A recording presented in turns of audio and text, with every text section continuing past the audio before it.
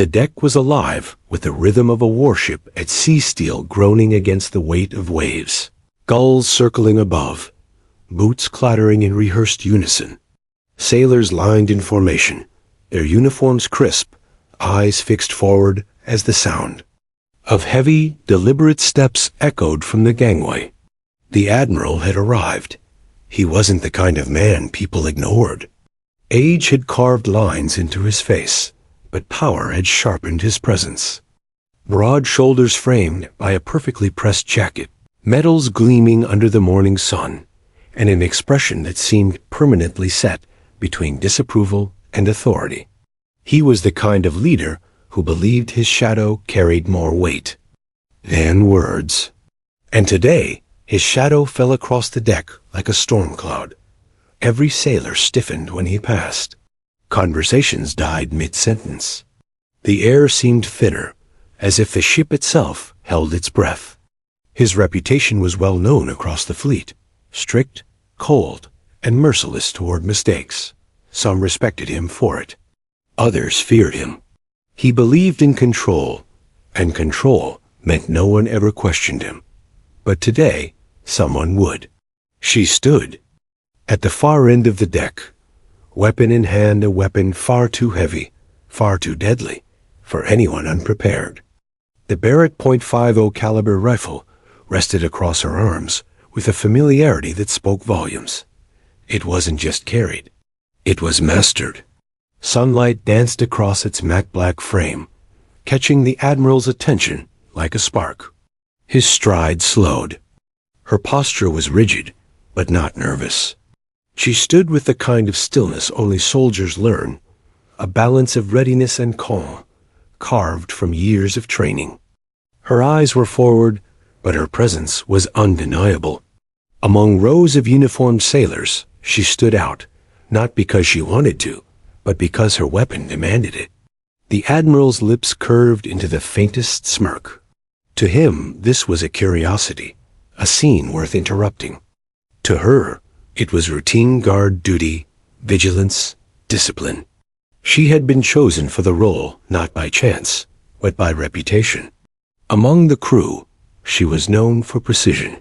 For her, the .50 cal wasn't just a gun. It was responsibility, the kind that could decide life or death in a heartbeat. But the Admiral didn't see that. He saw something else entirely. He saw possession. With each step, the Admiral closed the distance, his boots striking louder now as though he wanted his presence felt. The sailors around her shifted slightly, though none dared move out of formation. They knew his habits.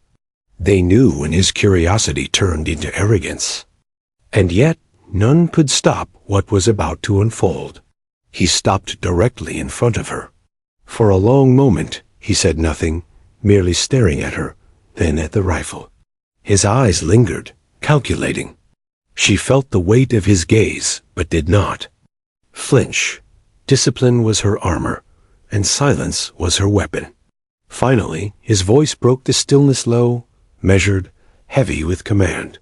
"Quite the piece you've got there, Sergeant." Her jaw tightened slightly, but her answer was firm. "Professional. Standard issue for the mission, sir." The Admiral chuckled under his breath, a sound more patronizing than amused. "Standard issue," he repeated, as though the words themselves were absurd. He tilted his head, studying the weapon like a collector might study a relic. Then, without another word, he reached out. The move was sudden, casual, but filled with authority. His hand closed around the massive rifle, with a kind of entitlement that left no room for refusal. He didn't ask permission. He didn't acknowledge protocol. He simply acted as though rank alone made the weapon his. Gasps rippled through the crew, quiet but unmistakable. Everyone knew this wasn't procedure. The .50 cal wasn't something to be passed around like a ceremonial sword. It was a weapon of devastating force, entrusted only to those trained to wield it. And she was trained. She was chosen. Her arms resisted instinctively, her grip tightening for a fraction of a second, before she remembered who stood before her. The Admiral's fingers curled harder, tugging the rifle toward him. His smirk deepened. "Don't worry," he said lightly, almost mocking. "I've handled bigger." The words carried arrogance, but his movements betrayed him. His grip was wrong, too high on the barrel, too loose near the stock. He didn't understand its weight, its balance. The rifle dipped slightly in his hands, as though reminding him it wasn't meant for show. The soldiers nearby dared not speak, but their eyes betrayed them. Unease spread like a shadow. This was a breach of discipline, an insult disguised as curiosity. They knew she wouldn't argue protocol bound her in silence. But they also knew the weapon wasn't just hers. It was the crew's safety, the mission's security.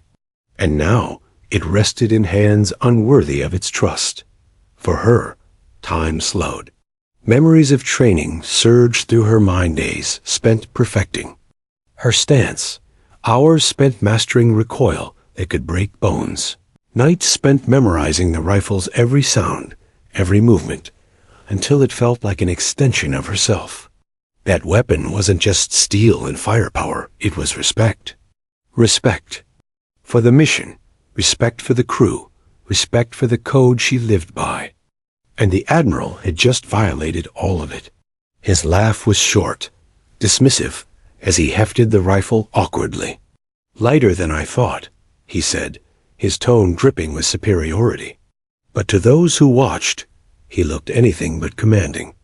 The massive rifle wobbled slightly in his hands, his grip uncertain, his posture more about appearances than control. The sight sent a chill through the crew. This was no display of strength. It was recklessness. And though she stood silent, her eyes betrayed something else: resolve. She didn't see an admiral anymore. She didn't see medals or rank. She saw a man carelessly holding danger in his hands, a man blind to the respect that weapon demanded.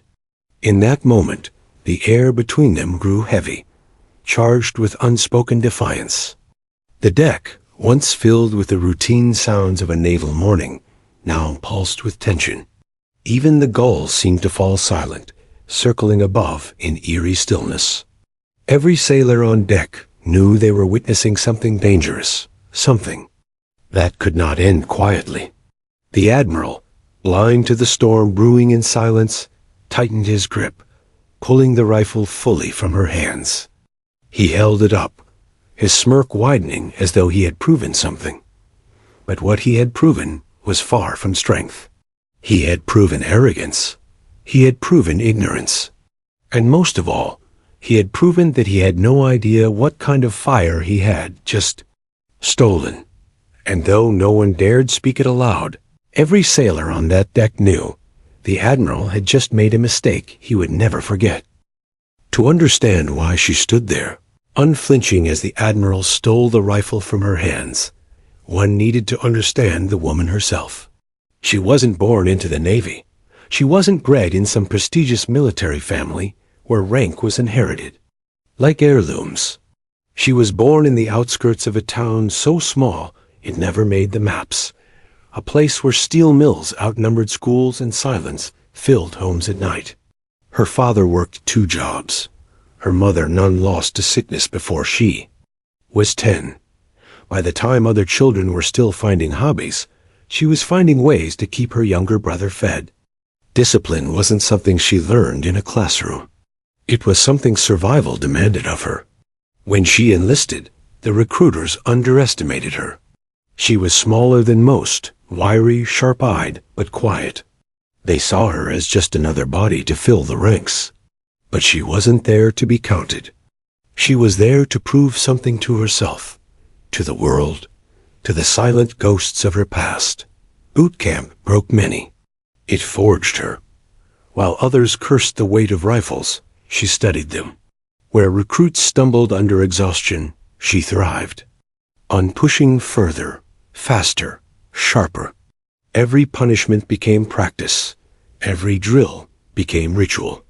She wasn't the loudest. She wasn't the strongest. But she was relentless, and soon instructors noticed. When she first touched the Barrett .50 caliber rifle, her frame trembled beneath its weight. It was massive, more cannon than gun, designed for distances and destruction most soldiers couldn't comprehend. Many dismissed it as unwieldy, impractical. But to her, it was challenge.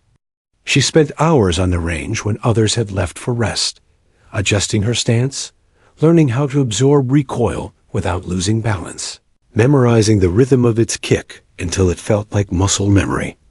She missed meals for it. She lost sleep for it. And eventually, she mastered it. Her first confirmed hit with it wasn't just a success, it was perfection. A target nearly a mile out, the bullet tearing through its center with surgical precision. Instructor stood silent, then nodded. She didn't celebrate. She simply adjusted the rifle, chambered the next round, and prepared again. That was who she was. Not someone who celebrated the shot, but someone who respected the discipline it demanded. On the ship, her reputation grew. She wasn't loud in the mess halls, nor did she crave the camaraderie of drunken nights or boastful stories. She was steady, watchful, and lethal when called upon. The crew began to whisper her name with respect. Not because she demanded it, she never did, but because she earned it. To them, she became more than a soldier. She became a sentinel. The one they trusted when the seas grew rough and the missions darker. Her weapon wasn't just hers, it was theirs too. A shield carried by hands they knew would never falter. The Admiral, however, never saw any of that. He saw rank. He saw medals. He saw his own reflection in the shine of his boots and assumed it was enough. To him, soldiers like her were tools, not individuals. To him, discipline was something to be enforced with barked orders and punishment, not something lived, breathed, and embodied. That's why, when his hand closed over the rifle, when he stole it with casual arrogance, she didn't just feel a loss of steel. She felt a loss of something sacred. She had carried that rifle longer than most sailors had known their posts. She had cleaned it when others slept, maintained it when others overlooked their gear. It wasn't just a weapon, it was a trust. And in that single act, the Admiral had spit on the very discipline that defined her. Still, she stood unmoving. Inside, however, her mind raced. Years of training told her to obey, to let rank dictate her response. But discipline whispered louder. Discipline reminded her that safety and respect mattered more than arrogance. Discipline told her that a weapon in the wrong hands wasn't just protocol violated, it was danger-born. The crew felt it too. They watched in silence as the Admiral clumsily shifted the rifle, nearly fumbling its weight, his smirk never fading. Some sailors looked at her, eyes questioning. Would she allow this? Would she let him desecrate what she embodied? Others looked away, afraid of what they might witness if tension broke. Her jaw tightened. Sweat pricked the back of her neck despite the cool sea breeze. Every instinct screamed at her to reclaim it, to protect what she had spent years mastering. But instinct clashed with chain of command. Obedience warred with principle. Her stillness wasn't weakness, it was restraint. Because she knew discipline wasn't about impulse. Discipline was about control, even when anger threatened to erupt. But what the Admiral failed to understand, what the crew silently realized, was that restraint had limits. Even the most disciplined soldier has a line that cannot be crossed. And as the Admiral's arrogance deepened, she felt that line begin to splinter. The deck carried the weight of silence. The ocean roared in the distance, waves slapping against steel, but no one heard it. All eyes were fixed on the Admiral and the woman who had become the embodiment of discipline itself. She didn't know yet what her next move would be. But she knew one thing with certainty. When the time came, she wouldn't hesitate, because hesitation was weakness. And weakness was something she had never allowed herself to carry. Her discipline wasn't just training. It wasn't just skill. It was her identity. And no admiral, no matter his rank, was going to take that from her. The admiral's smirk hadn't faded since his hand closed on the rifle, and that arrogance alone was enough to knot the air around them into something suffocating. The crew stood rigid, but beneath their polished discipline, unease rippled like an undertow. Everyone knew this was wrong. They knew the weapon wasn't a prop. They knew the admiral had crossed a line, yet their mouths remained sealed. Rank silenced them, a chain of command binding them in invisible chains tighter than any rope. The rifle, heavy and commanding, sagged in the admiral's grasp. He adjusted clumsily, trying to hold it as though he had carried it before. But every movement betrayed his ignorance. His hand slipped too high along the barrel, unbalancing its weight. His stance was casual, more suited to holding a ceremonial sword than a weapon designed to pierce armored steel. He chuckled under his breath, the sound sharp, dismissive. "Lighter than I thought," he muttered, his voice carrying across the deck like a taunt. The sailors nearby dared not react. But inside, their thoughts screamed. Lighter? The Barrett weighed over 30 pounds, with a recoil that could snap collarbones if braced incorrectly. The admiral wasn't marveling at its weight. He was mocking the soldier who had mastered it. Her eyes followed every movement, steady but watchful. On the surface, she remained stone chin up, posture straight, the image of discipline. But beneath that calm, her muscles coiled, subtle twitches betraying a readiness she tried to suppress. She had seen rookies mishandle weapons before. She had seen accidents turn fatal in a split second. And though he wore stars on his shoulders, the admiral was now nothing more than a reckless rookie in her eyes. She breathed through her nose, slow, deliberate. In her training, she had learned that adrenaline was both friend and enemy. It sharpened reflexes but clouded judgment. Right now, she couldn't afford judgment clouded. Not yet. The admiral shifted his grip again, this time attempting to lift the rifle fully into his arms. His back straightened as though he were displaying strength, but the weapon's barrel tilted downward awkwardly, the stock slipping against his uniform. He fumbled but masked it with a laugh, turning slightly so the crew could see him wield it. "This," he announced, as though performing for an audience, "is why we're feared. Look at it. This is dominance made flesh." Dominance. The word struck her like a hammer. That wasn't what the rifle was. It wasn't about dominance. It was about precision, control, respect. To reduce it to a tool of arrogance, to hold it without reverence, was to spit on every hour she had bled into mastering it. Her teeth pressed together, jaw tight, but her expression remained unreadable.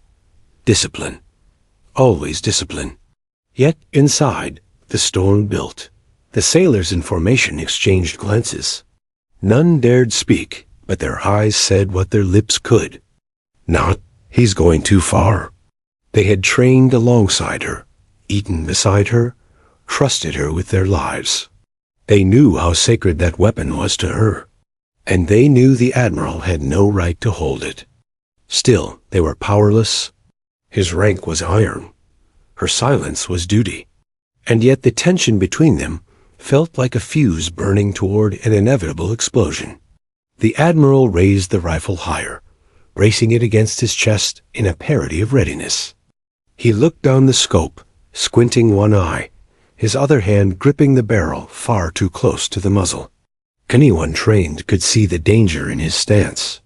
One wrong movement, one twitch of the trigger, and the weapon could misfire into steel, into ocean, or worse, into the crew. Her heart pounded, but her breathing stayed calm. She had lived for years with this rifle in her hands. She had learned that it didn't forgive mistakes.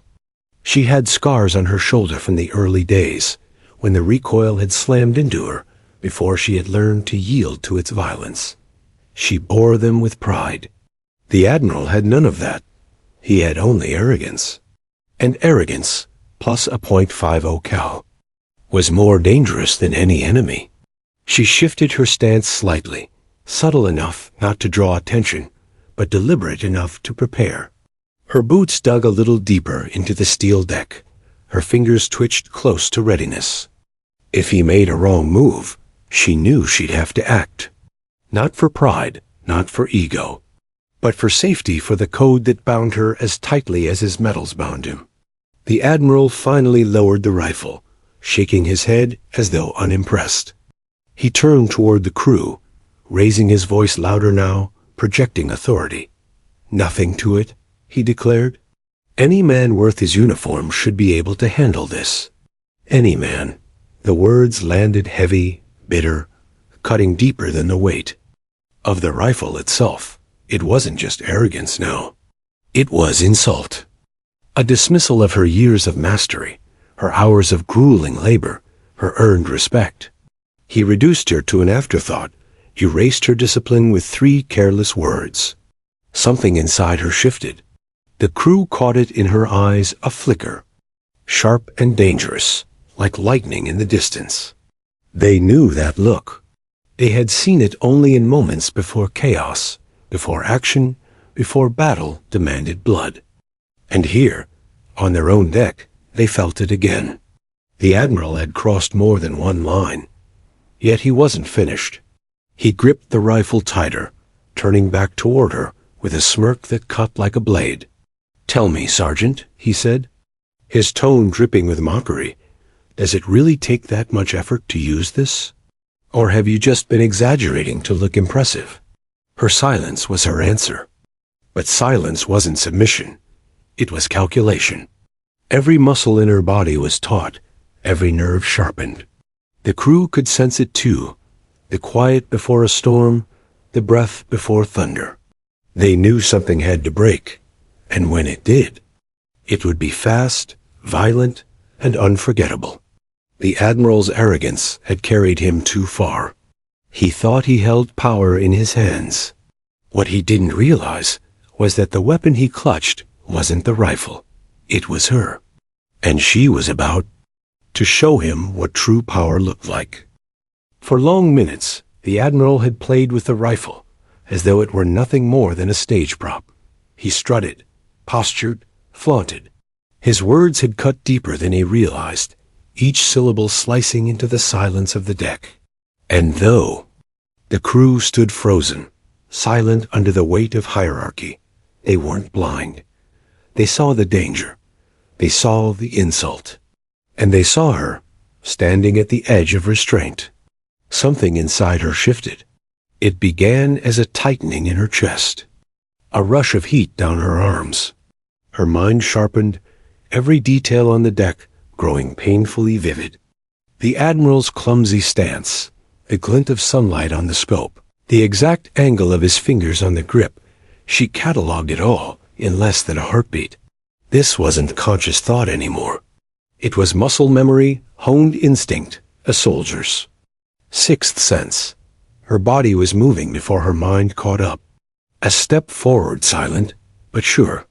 Her boots met the deck with a weight that echoed in her bones. She wasn't lunging, not yet. She was adjusting, aligning herself, drawing closer to the weapon that had been stolen. Her gaze locked on the Admiral, unwavering. She didn't see his stars. She didn't see the glitter of metals across his chest. She saw only a man holding chaos in his hands, and her discipline told her chaos had to be controlled. The Admiral's smirk widened, oblivious to the shift in the air. He mistook her step as submission, as a soldier inching closer to obey, to yield. To him, it was proof of his dominance. To her, it was positioning. "Finally," he said, his voice dripping with condescension. "Ready to admit it's just a piece of hardware? Nothing special." Her silence was sharper than any retort. She didn't need to speak. She had never been one for words. Her language was action, precise and unflinching. Her fingers twitched by her side, not from nerves, but from readiness. Years of drills had carved movements into her muscles, and those Movements whispered now. 1 second, one reach, one twist, it was all it would take. But still she waited. Discipline wasn't about acting fast. It was about acting right. She measured his movements, waited for the moment when arrogance tipped into recklessness, when hesitation could no longer be justified. The crew watched her with wide eyes, breath caught in their throats. They could feel it coming, though none dared to move. The air was charged, alive with the inevitability of conflict. The Admiral turned the rifle sideways, holding it against his hip in a crude imitation of readiness. His finger hovered dangerously close to the trigger, though his stance was all wrong, his aim nowhere near safe. That was the breaking point. The instant she saw his finger shift, hovering over the mechanism that could unleash destruction, her instincts roared. There was no more time for hesitation, no more room for restraint. Her body reacted. Her hand shot forward, precise as lightning. She seized the stock, twisting sharply, her weight shifting with practiced efficiency. The Admiral staggered, caught off guard, his grip tightening in reflex. But reflex meant nothing against years of training. She pulled, twisted, redirected. Every motion controlled. The world slowed to a crawl. The sound of boots scuffing steel, the sharp intake of breath from the crew, the startled grunt from the Admiral, they all blurred into background noise. She wasn't thinking now. She was executing. Every lesson, every drill, every scar born of recoil sang through her veins, guiding her movements with merciless clarity. The Admiral resisted, of course. Pride drove his grip tighter, muscles straining, as he tried to hold on. But pride was brittle. Pride had no technique, no discipline. She used his resistance against him, shifting her weight again, her elbow locking against his wrist. The angle was perfect. The pressure was exact. A crack echoed across the deck. It wasn't the rifle. It wasn't gunfire. It was bone. The Admiral's hand gave way, his grip collapsing as pain ripped through his arm. His smirk shattered into a grimace, his arrogance replaced by disbelief. He stumbled back, clutching his wrist, his breath ragged. For the first time that day, his authority slipped, not because she challenged it with words, but because his own body betrayed him under her control. She held the rifle again. It was back where it belonged, steady in her hands, cradled with the precision and reverence only she could give it. She chambered around with a clean, metallic click that cut through the stunned silence like thunder. The sound was deliberate, symbolic. This wasn't aggression. It was clarity. A reminder of who the weapon belonged to, not by possession, but by mastery. The crew's eyes widened, every sailor caught between awe and dread. None moved. None dared. They had just witnessed the unthinkable, a soldier snapping the hand of an admiral. But even in their shock, they understood. She hadn't acted out of defiance. She had acted out of discipline. The Admiral groaned, his face pale, his arrogance bleeding into humiliation. He opened his mouth to speak, but no words came. What could he say? That he had underestimated her? That he had mishandled power? That his stars no longer shielded him from consequences? She didn't wait for him to speak. She lifted the rifle, turned toward the range, and fired. The blast ripped across the deck, a thunderous roar that shook the air. The recoil slammed into her shoulder, but her stance was perfect, her grip unshaken. The bullet tore through the distant target, shredding it with precision. Smoke curled from the barrel, drifting upward like a ghost. Silence followed. She lowered the weapon, steady, calm, unflinching. Her message was clear. Discipline wasn't silence. Discipline was control. And control meant knowing when to act. The crew stared, frozen, their respect shifting like the tide. Rank meant nothing in that moment. Authority wasn't in the Admiral's stars. It was in her hands, in her mastery, in her refusal to let arrogance taint discipline. She didn't gloat. She didn't sneer. She simply stood, rifle steady, gaze forward. Instinct had taken over. And in doing so, she hadn't just reclaimed her weapon. She had reclaimed respect. The crack didn't sound like bone at first. It was sharp, loud, like a branch breaking in the dead of winter. For a heartbeat, no one on the deck understood what they'd heard. The sound didn't belong here, among the creak of steel and the steady wash of waves. But as the Admiral's face twisted, as his grip collapsed and his body staggered backward, reality struck the crew like a physical blow. It wasn't wood. It wasn't steel. It was him. The Admiral's hand had snapped. His cry wasn't loud. It wasn't the roar of a leader accustomed to command. It was smaller, rawer, almost human in its shock. He clutched his wrist, eyes wide, mouth opening and closing like a man drowning. The smirk that had lived on his lips since boarding the deck was gone, shattered, erased as completely as the bones beneath his skin. The silence that followed was thicker than the sea fog. Dozens of sailors stood frozen, their boots bolted to the deck as though movement itself was forbidden. Their eyes darted between him and her, disbelief painted across their faces. This wasn't just an act of insubordination. It wasn't rebellion. It was something greater, something older, something primal. They hadn't seen a soldier defy an admiral. They had seen arrogance break against discipline.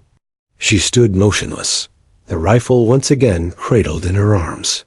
Smoke from the recent shot curled lazily into the air, drifting like a signal to the heavens. Her breathing was steady, her posture unbroken. No triumph gleamed in her eyes. No satisfaction flickered across her features. There was only calm, only discipline. The Admiral's pain filled the silence. He staggered, gasping, his knees buckling as he tried to hold himself upright.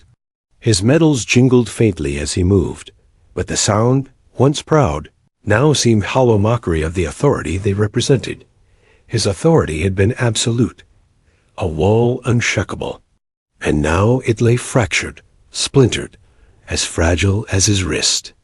One sailor shifted his weight, the faintest scrape of boot on steel echoing like thunder in the quiet. The others shot him a warning glance. No one wanted to break the silence. No one wanted to risk being pulled into the storm, still lingering in the air. She didn't move. Her eyes remained forward, focused, as if the Admiral no longer existed.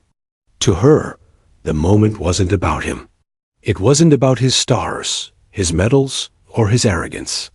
It was about the weapon, about the code, about proving that discipline wasn't silence. It was action when safety demanded it. Yet for the crew, the sight of the Admiral writhing in pain carried weight. They had lived their naval lives under the certainty of hierarchy. The comfort of knowing orders flowed from the top.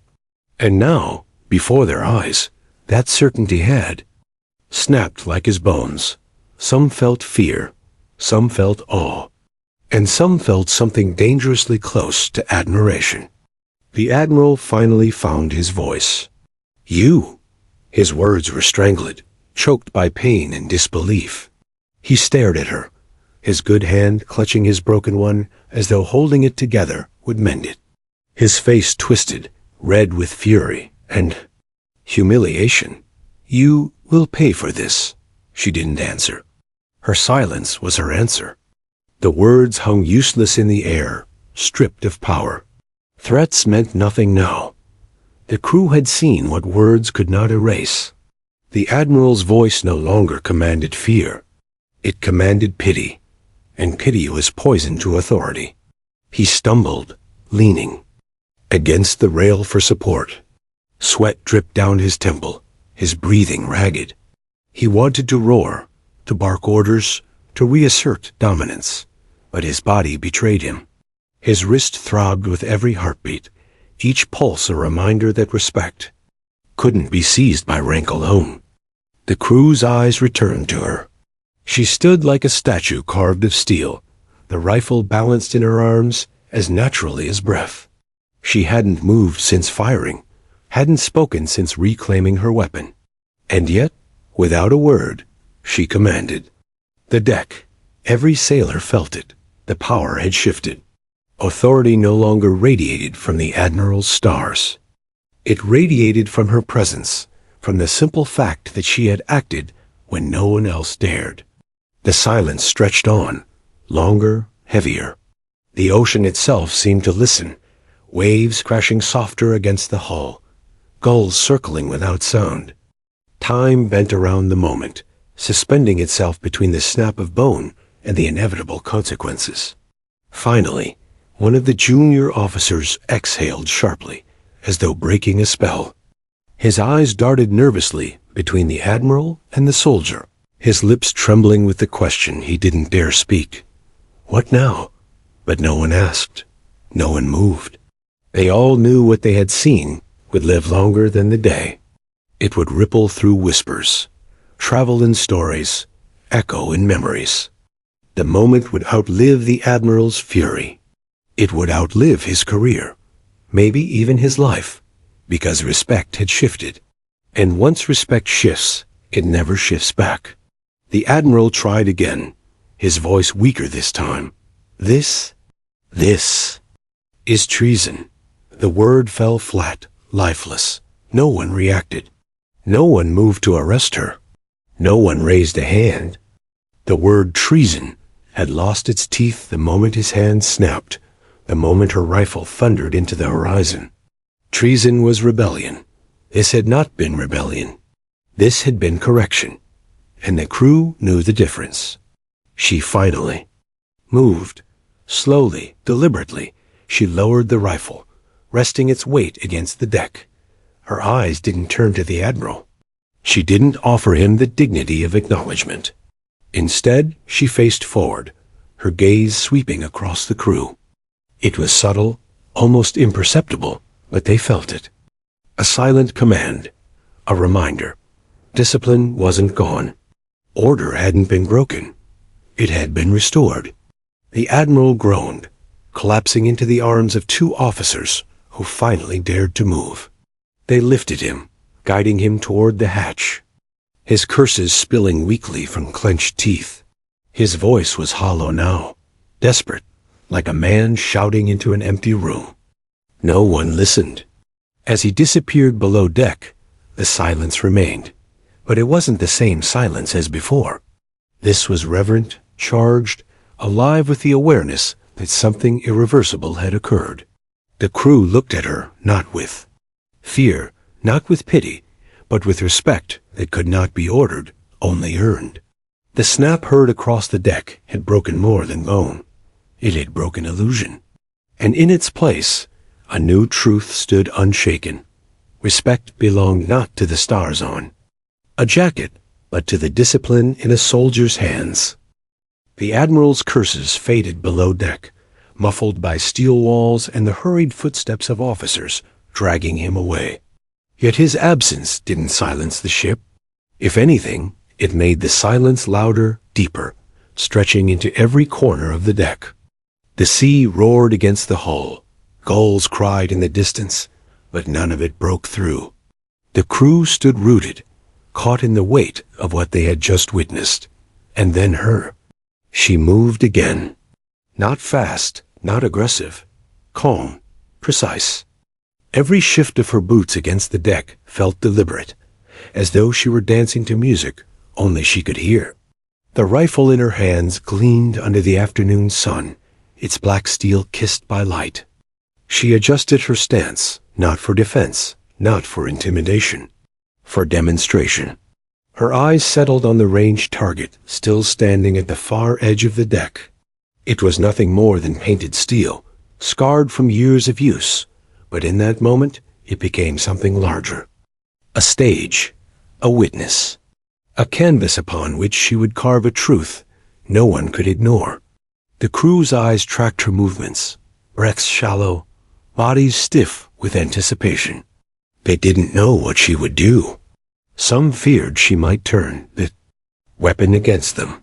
Others hoped she would. Most simply waited, caught in the spell of her silence. She lifted the rifle. The world slowed.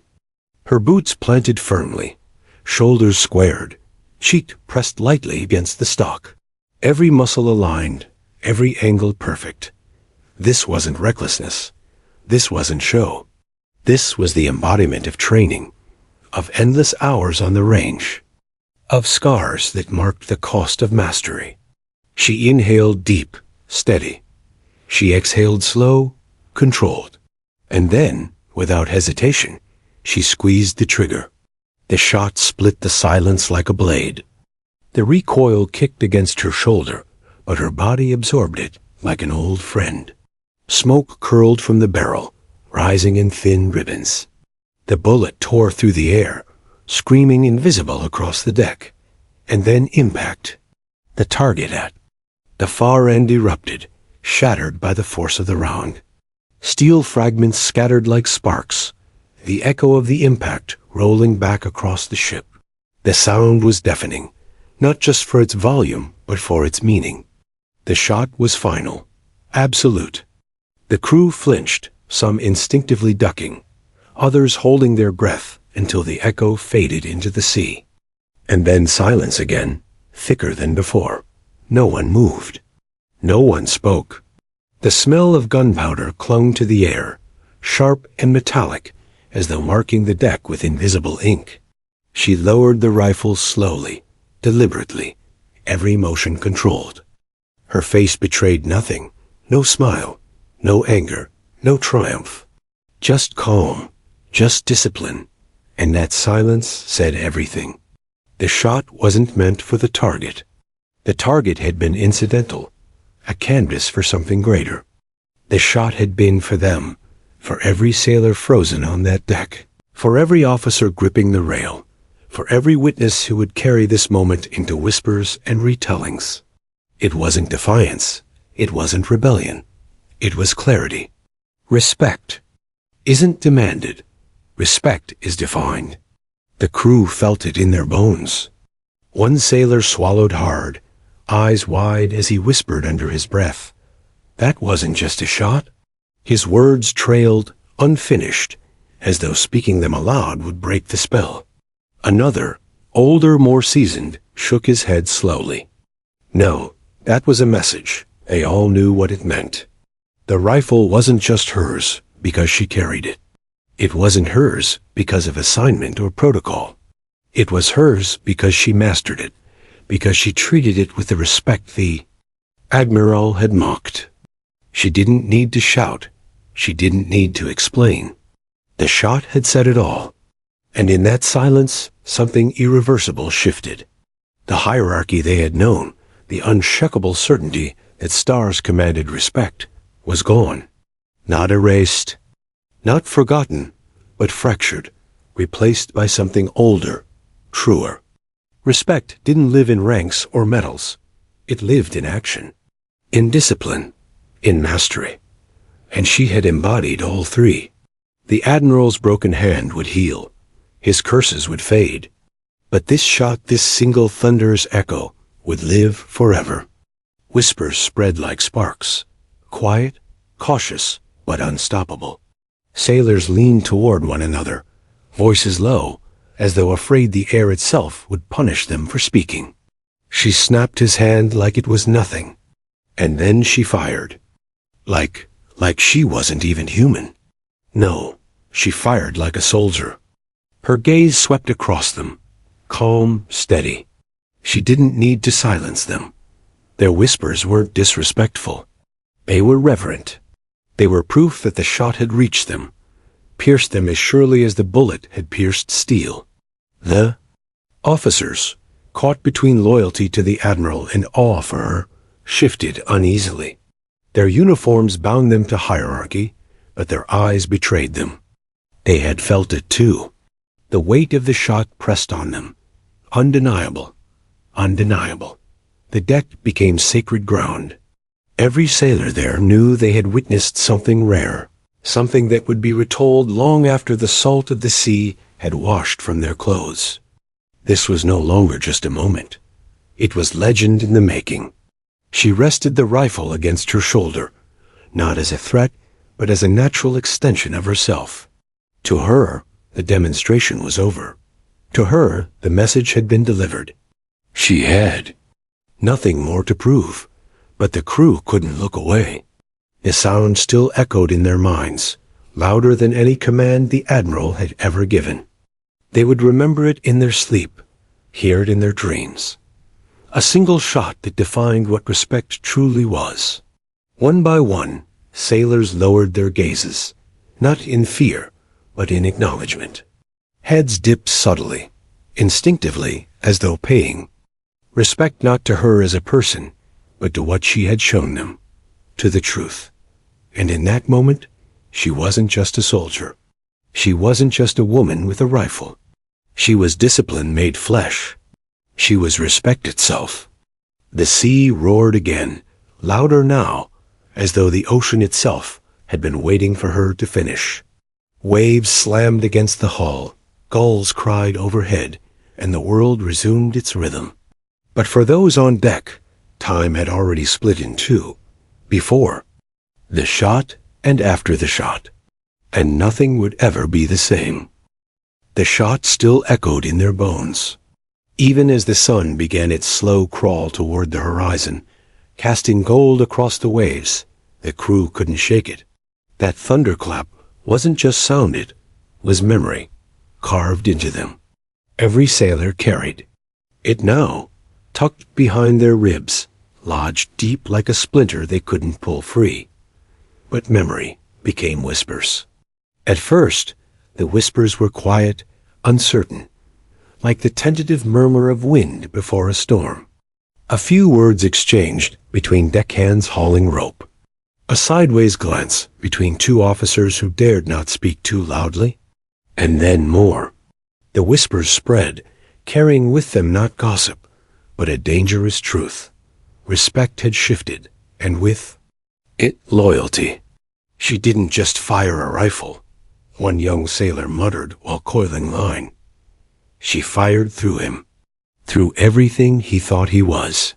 Another, older and with scars carved into his knuckles from years of service, shook his head slowly. No, she didn't fire through him, she fired for us. The words hung, bold, daring, and yet no one corrected him. Below deck, the Admiral raged. His hand, swollen and twisted, was bound in makeshift bandages, but the pain in his bones was nothing compared to the pain in his pride. He cursed her name, cursed the crew for their silence, cursed the very sea for witnessing his humiliation. Every time he tried to shout commands, his voice cracked with strain, and fewer came. Running.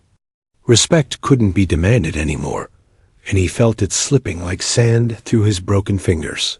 He wasn't blind.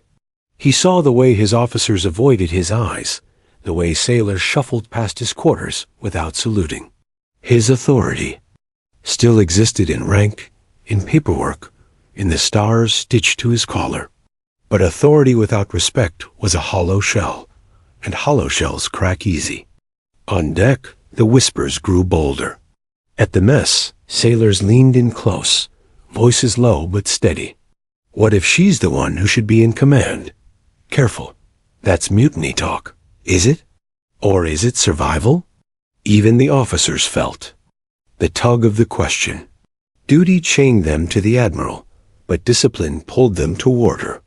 They had seen her act when no one else would, seen her restore order with a single move, a single shot. Could they pretend it hadn't happened? Could they convince themselves that the Admiral still commanded more than paper authority? The sea itself seemed to sense the shift. Waves grew restless, slamming harder against the hull, salt spray bursting over the rails. The ship groaned like an old beast aware of the storm, brewing in its belly. And she said nothing. She didn't need to. She walked the deck with the rifle slung across her shoulder, movements calm, deliberate. She carried no arrogance, no hunger for power. Yet every step drew eyes, every motion whispered louder than words. She hadn't asked for respect. She had defined it. Her silence made the whispers louder. Two lieutenants huddled by the stern, arguing in hushed tones. She broke his hand. Do you understand what that means? That's career-ending, maybe even life-ending if command hears about it. And what do you suggest? Arrest her? Put her in chains? You saw the men's faces. If we touch her, they'll riot. So what? We just pretend the Admiral didn't get snapped like a twig? The other officer leaned in closer, eyes sharp. No, we pretend nothing happened because something bigger is already happening. They're not whispering about her punishment.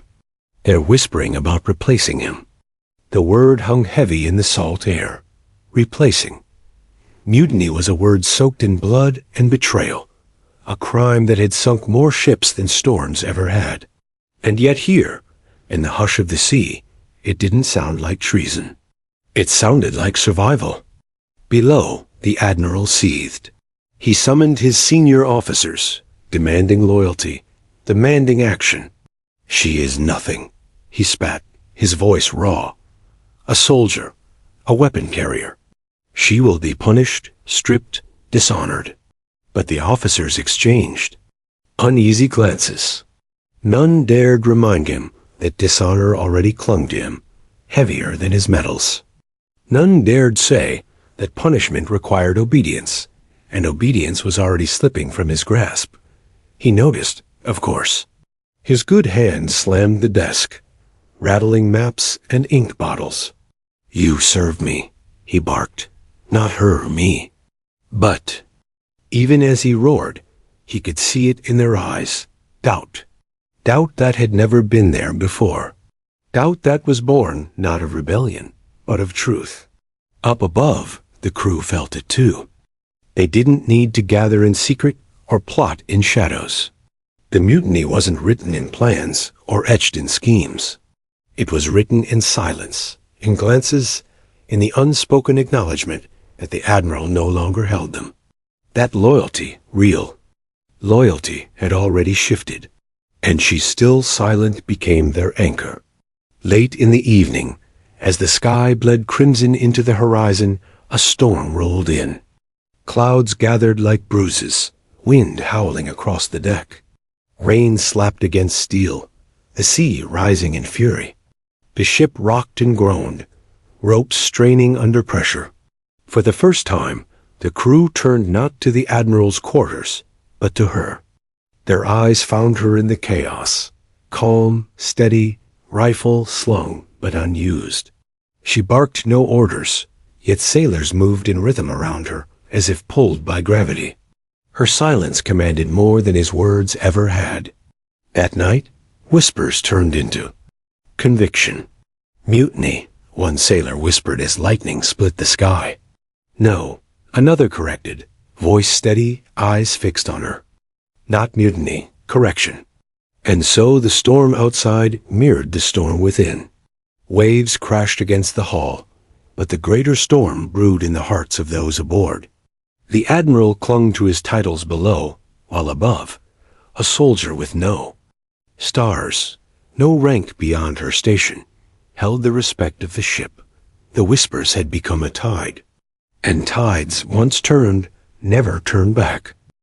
The storm tore across the sea like a beast unchained. Lightning split the night sky, jagged spears of white tearing through black clouds. Rain hammered the deck, turning steel slick and treacherous. Waves rose like walls, slamming against the hull until the entire ship groaned as though it would split in two. Chaos reigned except on the deck. There, in the eye of the storm, she stood steady. Rain soaked her uniform, rivulets running down her face, but her hands were firm, the rifle resting across her chest, like a cross carried without hesitation. Sailors scrambled across the deck, securing lines, tightening hatches, hauling sails against the screaming wind. And though she gave no orders, their eyes found her in every flash of lightning. Her silence guided them more surely than any command. Below, the Admiral's rage boiled over. He burst from his quarters, bandaged hand clutched to his chest, fury painted across his face. His voice rose above the storm, sharp, cracking, desperate. "You listen to me," he roared, his words whipped by the wind. "I am your admiral, your leader. You swore to serve me." The crew froze. For the first time since his hand had snapped, he was back among them, demanding, shouting, clawing for control. They turned, soaked and weary, watching him stumble across the slick deck. His metals gleamed with each lightning flash, but the shine was hollow. No one moved to salute. The Admiral's eyes burned with disbelief. He raised his good hand, pointing at her with trembling rage. "She is nothing. A soldier, nothing more. She broke me. She broke discipline. She broke the very order that keeps this ship afloat." His words cracked against the air, but they fell flat, because the crew had already seen the truth. She hadn't broken discipline. She had embodied it. She hadn't shattered order. She had restored it. And now, in the storm, they stood caught between two choices: cling to his crumbling authority, or follow the silent command of the woman who had already led them without a word. One sailor spoke first, his voice low but steady. With respect, "Sir," he said, rain streaming down his face, "you lost us the moment you mocked the rifle." The Admiral's head snapped toward him, eyes wide, betrayal dripping from his expression. "What did you say?" But another sailor stepped forward, voice stronger. "He's right. Discipline isn't a joke. And neither is she." Whispers rippled across the deck, rising louder, steadier, until the storm itself seemed to carry their voices. "She stood when you mocked. She acted when you faltered. She fired when you failed." The Admiral's fury broke into panic. He waved his bandaged hand, his voice cracking. "This is mutiny. Treason. You'll all hang for this." But the word no longer carried weight. The sailors didn't flinch. They didn't cower. They simply stood, rain beating down, eyes locked on him with something colder than defiant disbelief that he still thought his rank could command him. And then she moved. Her boots rang against the steel as she stepped forward, slow, deliberate. Lightning lit her figure against the storm, rifle across her chest, eyes steady, unreadable. She closed the space between them until only a few paces separated her from the Admiral. The crew held their breath. She didn't raise the rifle. She didn't point it. She simply stood, staring into him with the calm of someone who no longer needed words. Her silence was louder than his screams. The Admiral faltered, his voice breaking as he spat his last desperate plea. "I am your Admiral. You will obey me." And for the first time, she spoke. Her voice cut through the storm like steel. No. The word was simple, small, but it was final. The crew gasped, some in shock, others in awe. The Admiral staggered back as though struck, his authority bleeding out of him with that single syllable. He turned to the crew, searching for loyalty, for support, but he found only silence. Silence and eyes that no longer belonged to him. One by one, sailors stepped closer, not toward him, but toward her. Not in aggression, but in acknowledgement. Their boots thudded against the deck in rhythm, a silent declaration. Officers followed, their hesitation breaking under the weight of the storm and the undeniable truth before them. The Admiral backed away, panic clawing at his face. "You? Can't this is madness?" His voice cracked into the night, but no one answered, because madness wasn't following her. Madness had been following him. The storm raged, lightning splitting the sky, and in that chaos the crew made their choice. They didn't shout it. They didn't raise their fists or call it mutiny. They simply stood with her, the weight of their silence louder than any oath. The Admiral, broken and trembling, realized then that he no longer commanded a ship. he commanded nothing. His stars were paper, his words ash, his hand shattered, his authority gone. The crew's eyes lifted to her. And in that gaze, in that silent unity, discipline ruled. She didn't smile. She didn't claim victory. She didn't need to. Victory wasn't hers. It belonged to discipline itself. To the principle that weapons were not toys, that respect was not a medal, that silence could be stronger than a roar. The storm howled, waves slamming against the hull, but the ship did not falter, because the crew was no longer fractured. They were anchored not by fear, not by rank, but by respect. The Admiral retreated, disappearing once more into the bowels of the ship, swallowed by shadows. And no one followed. No one saluted. No one cared. When the storm passed, the sea calmed, and dawn broke across the horizon, painting the waves in soft gold. The deck was quiet, save for the creak of ropes and the steady breathing of sailors who had endured the night. She stood at the bow, rifle resting at her side, eyes fixed on the horizon. The crew worked around her, but their movements had changed.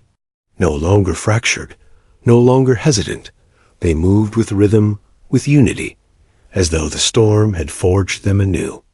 And though no ceremony marked it, no announcement declared it, every man and woman aboard knew. The day before had been the Admiral's, but the day discipline ruled belonged to her. Not as a mutineer, not as a rebel, but as the embodiment of what they all had sworn to uphold, respect.